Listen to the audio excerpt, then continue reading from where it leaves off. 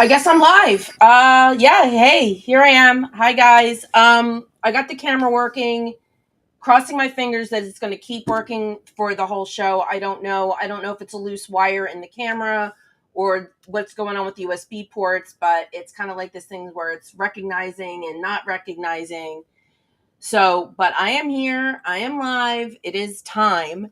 And would you believe that the new version of Restream doesn't have any default countdown clocks? And I didn't realize that, so I didn't upload my personal countdown clock. So we're going to get into countdown clocks. We're going to get into the live stuff, to the new intros and all of that very soon. Okay, yeah, this is the compare and contrast. This is okay. Um, it's really quiet out there tonight. Okay. Hey, I finally have a viewer. Something kicked in. That's great. Okay. Before I even start the show, unfortunately, I got some sad news about 20 minutes ago, 10, 20 minutes ago. It's actually a little bit of a reason why I was a little late clicking the trigger on the podcast.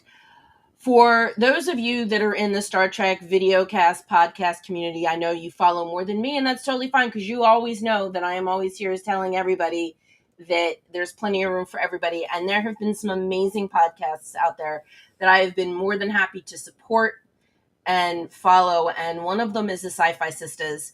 Every time I see them in a convention, it's just amazing. I love them all. They are a great, great group of women, and I've been so fortunate the last two times in Vegas when I had a booth, they were right there within spitting distance, basically. And I love the fact that I could just get up and run over and get hugs and say hi. But that leads me to the sad news. One of the Sci-Fi Sisters passed away, and they just announced it on Facebook a little while ago. Sabrina Wood. Um, she was an amazing Star Trek fan. She and I shared a love of Enterprise. Um, and it's just, yeah, this one hits really close to home. She was, like I said, she was just a lovely, warm, amazing woman who I loved seeing every time that we happened to cross paths, which is basically any Trek convention I went to, and the Sci-Fi Sisters were there. As you can see at the bottom, this was Sci-Fi Sisters is part of the Trek Geeks Network. So, out of respect, the Trek Geek website will remain down until November 1st, but their podcast can still be downloaded on your preferred podcasting apps. So, in case you happen to be a follower of Trek Geeks and you're wondering what happened, their site's going to be down out of respect. She was, as I said, just an amazing light in the community, and she's going to be very, very missed. I know I'm going to miss seeing her. So anyway, I did want to just share that news with everybody. Okay, so moving on. Like I said, this one I'm heartbroken. This one hit pretty close to home for me. So moving on. Tonight's show is what I'm calling compare and contrast because obviously when it comes to the OGs, Kirk, Spock, Uhura, we all know the OGs. I don't have to go over the list. We've always thought that there's only one version, and that's been Star Trek, the original series. We've got them. We've got 3 seasons. We've got 6 movies. But then something happened. The Kelvin universe, and now and then Discovery, which reintroduced Spock, and Strange New Worlds. So now we are living in a world where our favorite characters that we grew up with are now being played by different people. So that is the theme of tonight's show. But real quick, before we get into tonight's topic, because there was one other thing that I saw this week that I found incredibly interesting, and I wanted to share it with you all. And that's Starfleet Academy dropped their official trailer. For I don't know if you guys saw it, but I'm gonna see. See if we can share it now as soon as this commercial. Because in case you haven't seen it, I would love to share it with you.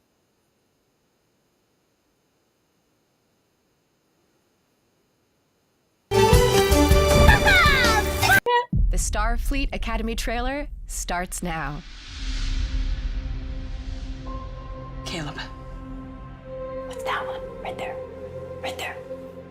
One day, when we have our own ship, we are going to go visit Earth first. That's right. Bye-bye, Mommy! I love you! I'm so sorry. You hold on to how much you hate me right now, kid. It'll keep you warm at night. Find him! Portal breach. Caleb, I've been looking for you every single day for the last 15 years. Come with me to Starfleet Academy. The Federation will help you find your mother. That thing is taking us to the school? That is the school.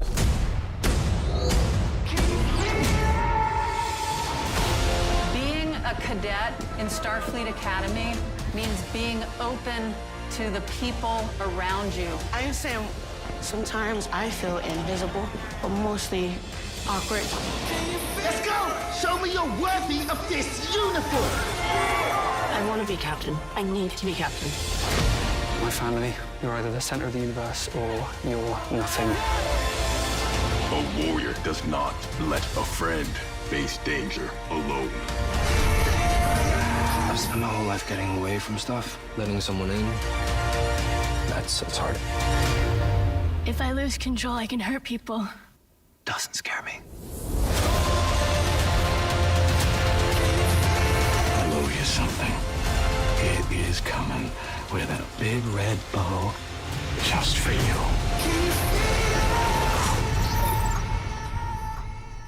Is anybody listening? Man, why does everything have to be a full-on lesson in this place? Because it's a school, Caleb.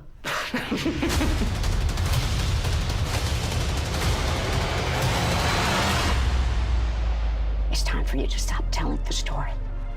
Be a part of it.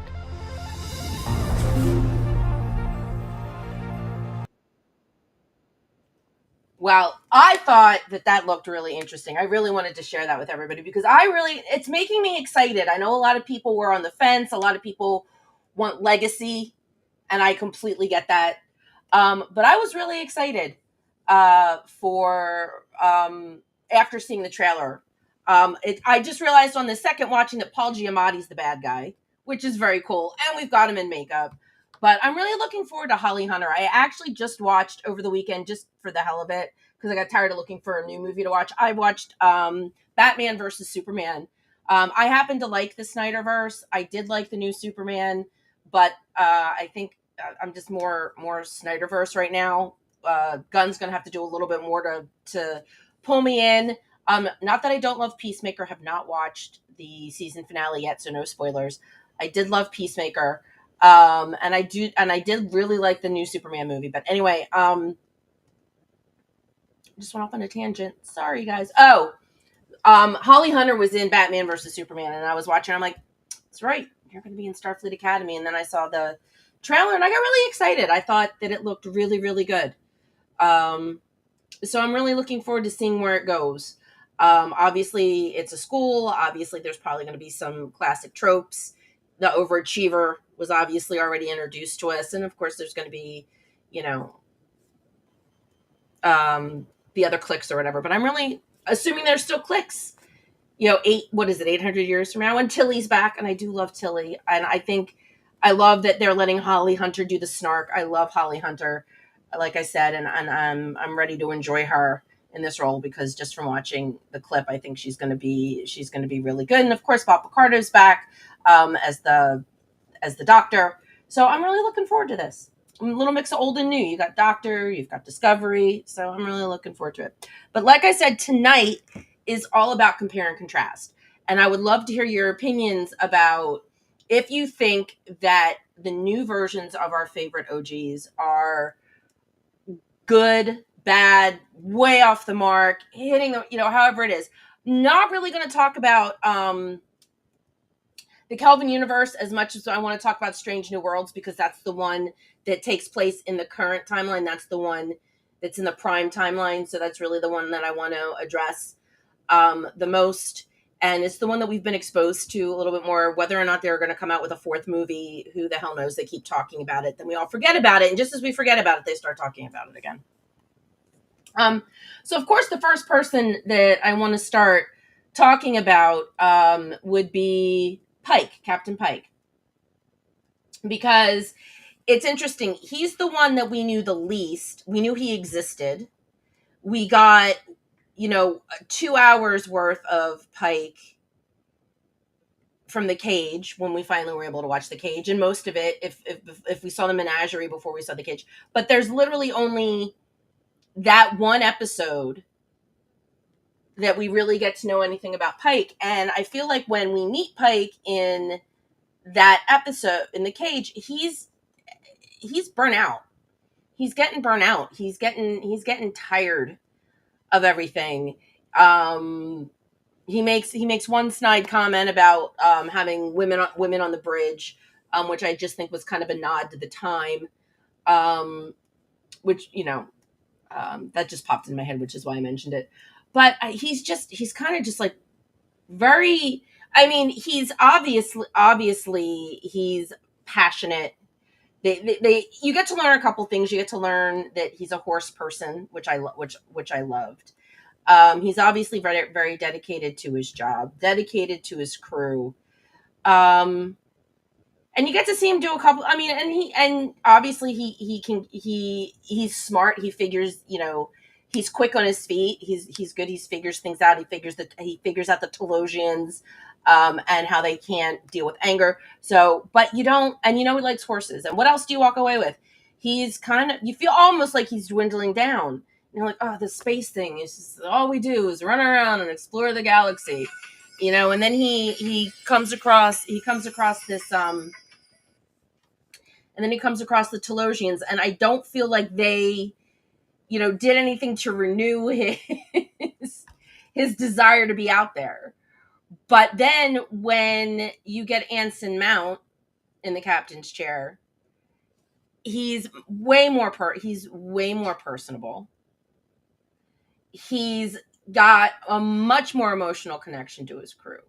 They had to do something better with the Pike character. You couldn't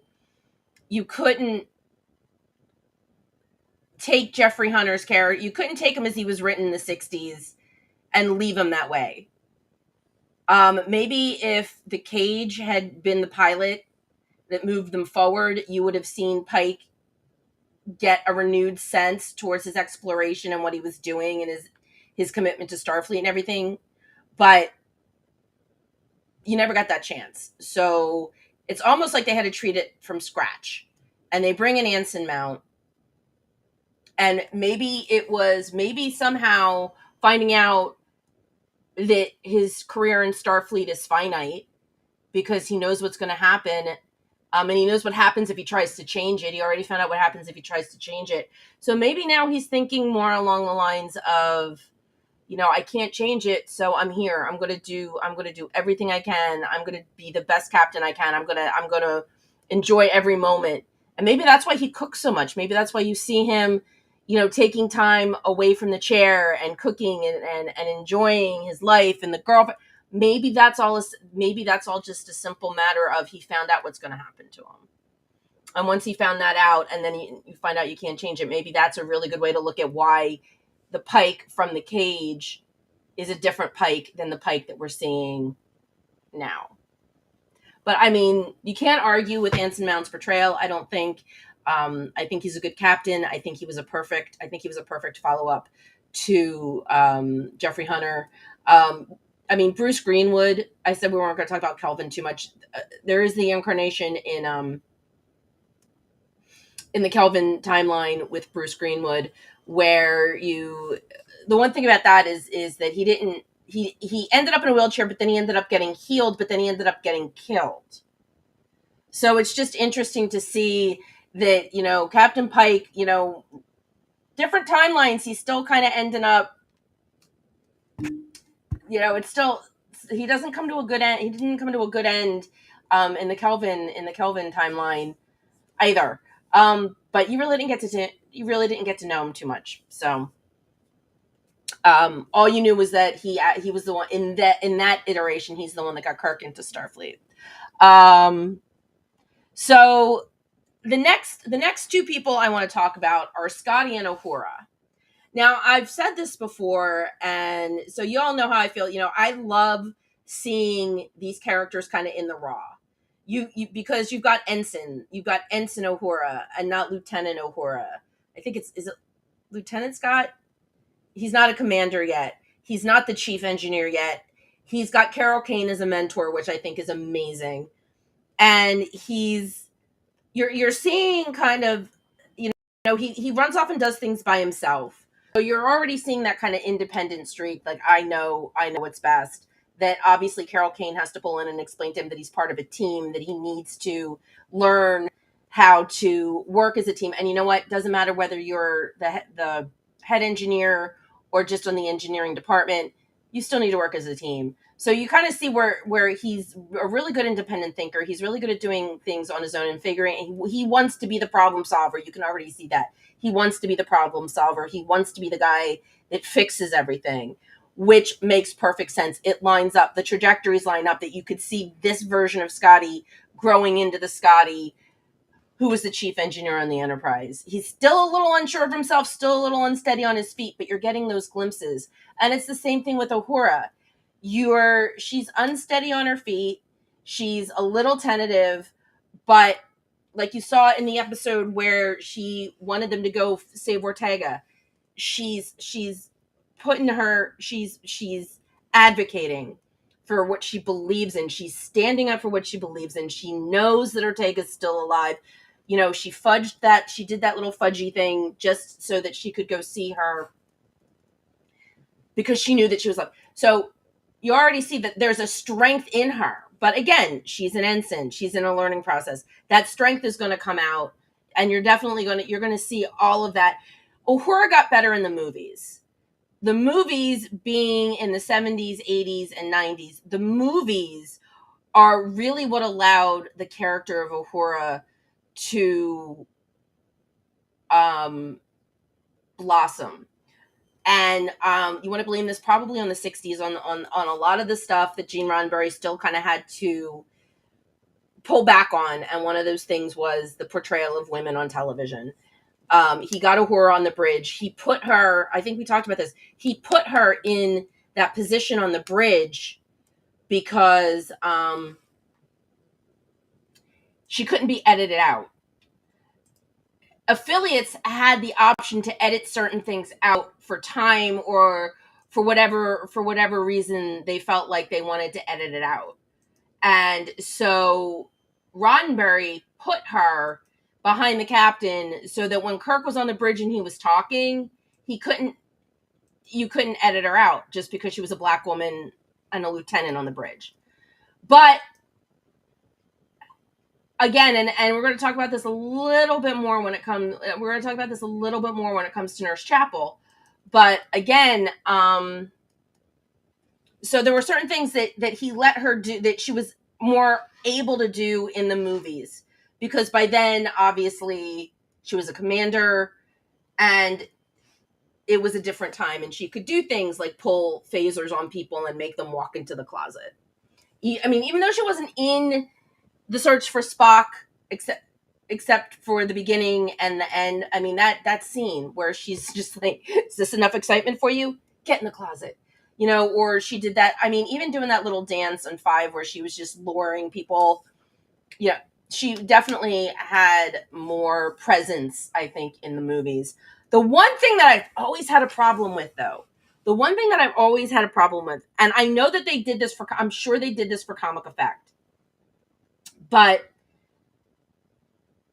she was a linguist. This is what she studied. She studied communication, but by the time Undiscovered Country rolled around, she needed a Klingon to English dictionary. I know they did that for comic effect because they said you couldn't use the universal translator because it would be picked up, so you had to actually just speak it.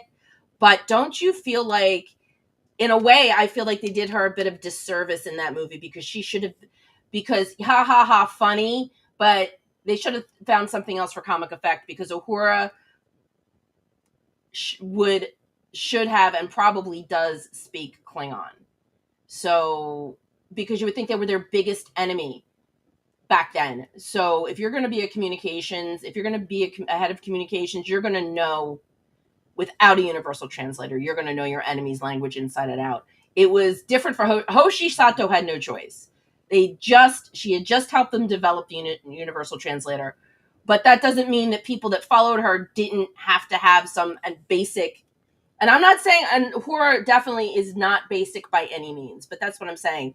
They gave that to her in Star Trek 2009. No, sorry, in Star Trek Into Darkness, she spoke Klingon. And in 2009, she was saying how she knew the difference between all of the Klingon dialects. Or sorry, between Vulcan and Romulan dialects. So she was a linguist. I think they did that much better in the Kelvin universe. And I think that you're going for laughs. You could have found something else, because Uhura, I'm sure, really did speak Klingon. So, see. So yeah, so I'm liking Uhura. I'm liking Scotty. And I also like Captain Kirk. Lieutenant Kirk, first officer.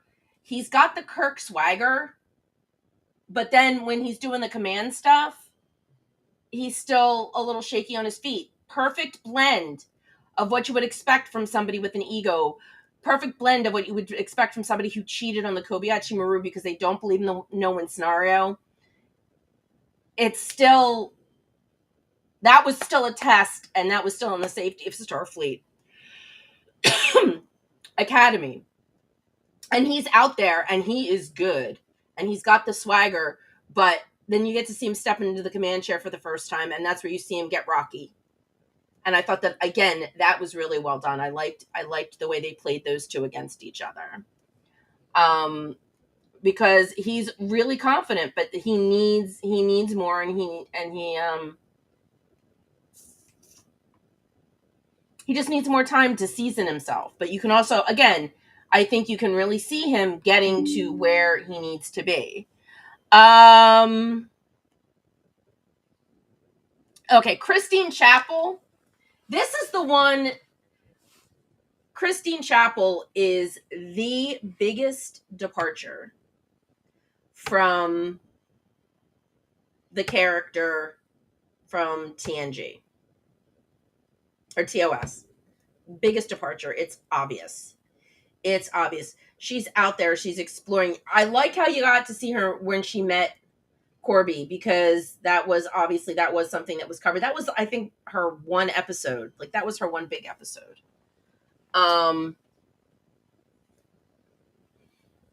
But again, thanks to the 60s, she was a pretty blonde nurse who had a big crush on Mr. Spock.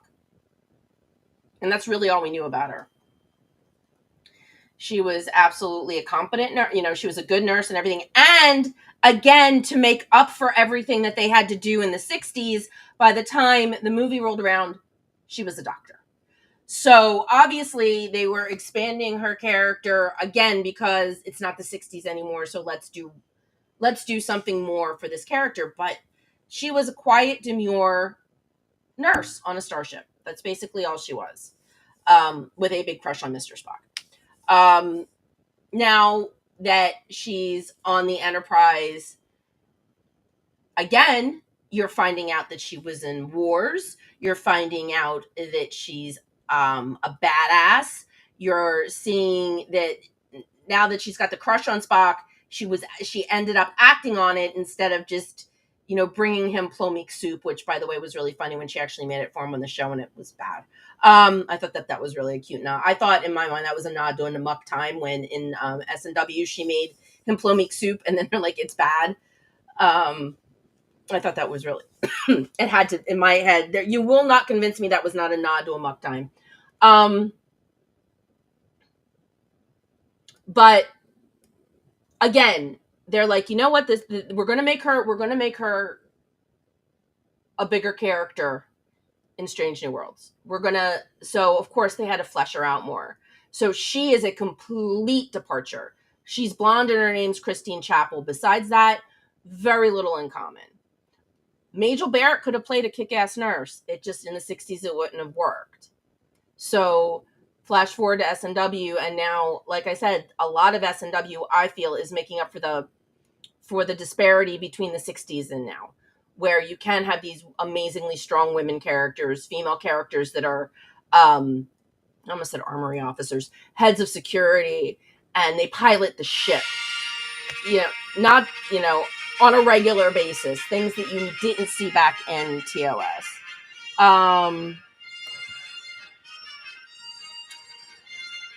Which leads to what I basically, the next thing in my notes is basically all the women got upgrades. All the female characters that we got in the 60s got those upgrades. Not that there was anything wrong with them. Hey, Chris! Yes, exactly. Majel could kick ass if it hadn't been the 60s. Absolutely. And we got to see her. Her character of Luoxana, obviously, was kick ass in a completely different way. So yeah, if somebody had given her the chance to do it as Nurse Chapel, she totally would have. It's good to see you, Chris. Thanks for hanging out. So when I say upgrade, it's just like I said, Gene Roddenberry was way ahead of his time for the 60s. But he also knew, and he fought with the studios on certain things, and he knew when to back off, and he knew it. He had to find that balance between what he wanted to do, what he could do, and what compromises he'd have to make in order to keep the show in the air. So there were certain things I think that he left alone, like the women. There were women. She was a lieutenant. There was a nurse. Women went down to the planets. Women were scientists. Women were ensign, or women were yeomen. They were yeomen at the time. Women were yeomen. There were women all over the place to show that they were just as important and made up a lot of the starship. But then they did things like fall in love with Khan, fall in love with Apollo. So he was that. I don't know why. That's the hill he chose to kind of back off of. But again, they made it up to. I feel like they did a lot to make up for it in the movies with letting Nichelle Uhura be a stronger female presence and a stronger personality in the movies than they did on the show, and I think that that's great. And now that there's Strange New Worlds and there's the Kelvin universe again, gives them the chance to write these female characters much stronger and much better, and something that I think Gene would have been proud of. Exactly, he did what he could. He did what he could to do at the time to keep the show on the air. And look at all of the messages he got across. I was just reading, let this be our last battlefield. The one about the Constitution, which I think we should all watch again, or at least get certain people to watch again. Never remember what the hell that one's called. All I can think of is We the People, but I can't think of the title of the episode. Chris, if you know it, throw it up in the chats, because I cannot think of the title of that episode. But he got to say a lot of things. I was just reading an article where there were certain episodes that were actually banned in the UK because they felt that they weren't appropriate for children, but we aired them here. That the BBC just felt like they weren't appropriate to be aired. But I don't know about then, but I do know now they have like adult hour, like after 9 p.m. in the UK, the television can be a little more adult entertainment. Not what we all think of as adult entertainment, but the subject matter and such can be different after 9. There's like this time and they figure all the kiddos are in bed, and then the programming changes a little bit. Wish that they could have done that for Star Trek, because they missed out on some fantastic programming. Okay, so Spock. Time to talk about the Vulcan. And again, I say this, I've said this before. I think Ethan Peck is a fantastic Spock. I think, again, we're seeing he so wanted to let George. Yeah. For those of you that don't know, he really did. There was no way that he could let Sulu be gay in the 1960s. It just wouldn't work. And And he had that conversation with George about how important it was to, as badly as he wanted to do it, the show had a lot to say, and he needed to keep it on the air to say what he could say. And George understood that. And George understood that, which actually led to George coming out against Sulu being gay in the Kelvin universe. George has said that he was always written as a straight character.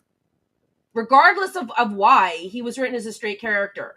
And with a full universe full of people, they could have done a gay character with anybody else, but he had said Sulu's written straight. He appreciated what J.J. Abrams and everybody was trying to do for him, but he just said, that's a character. I'm George Takei. I am gay. My character of Mr. Sulu was not. And he was drawing that line, which is a line that is drawn for every actor. There is a difference between who they are as a human being, what they may or may not bring into their characters, but their characters are a different entity than they are. So, but yeah, so there were things that he couldn't do. So letting Sulu be gay and having women that were more forceful were just, I mean, even the planet, let's look at it this way. Even that planet of Spock's brain, worst episode ever. That planet of women could not function without that brain thing. It's like they're born stupid, but they're born stupid, but they didn't, and they needed to like be upgraded, and then they lost it, and then they stole Spock's brain because they needed an outside influence to make them smart. Oh, yeah. Yeah, it was, you can look it up. George was like, thanks guys, I see what you were doing, but I'm George, I'm gay, but Sulu was straight. Mm-hmm. Yep.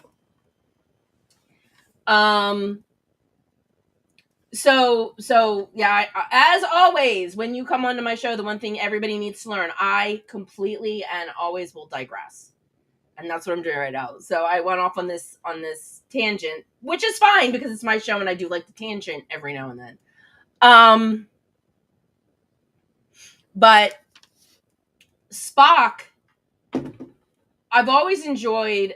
I like Ethan's portrayal of Spock. The humanities slipping in. Then he becomes fully human in an episode. But they're exploring his human side a lot more. We all know that he turned down the Kolinar in the movie, but I think that this is the point where he was kind of toying with both sides of himself. And by the time he joins Kirk, he feels, I guess, more Vulcan at that point. Something must have made him decide to kind of feel more Vulcan. Whether we're going to see what that is before Strange New Worlds ends or not, who knows?